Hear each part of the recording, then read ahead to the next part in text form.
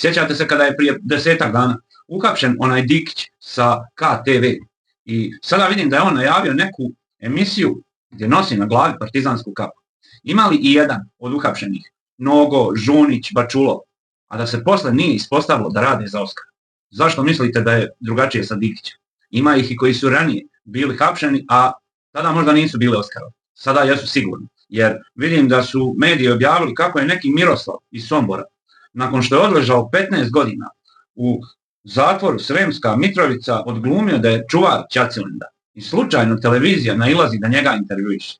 Posle toga vidim da slučajno na nekoj Informerovoj žurci je pjevao neki čovjek koji je također odležao 12 godina ne znam u kom zatvoru. Ali posle toga vidim da Informer, onaj Dragan Jevučićević, demantuje to i kaže da nije znao da je pjevač na Informerovoj žurci odležao toliko zatvora. Mislite da stvarno nije znao? Moram i ovo da prokomentarišem. Čuli ste šta pjevaju na onoj Informerovoj žurci?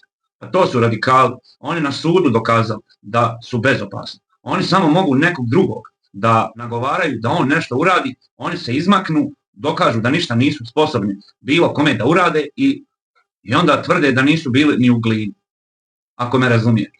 I za kraj, specijalitet. Vidjeli ste da se pojavila informacija kako je onaj Miloš Pavlović, što ga zovu Ćaci Turšija, dao otkaz na medicinskom fakultetu. Nije, pronašao sam u medijima, javio se on i demantuje to. Sve ove vijesti su namjerno, samo da bi se o tome pričalo, a ne o nečemu drugom. Radnim mjestima, fabrikama, privredi, ekonomiji. Ali problem što dosta ljudi to ne razumije.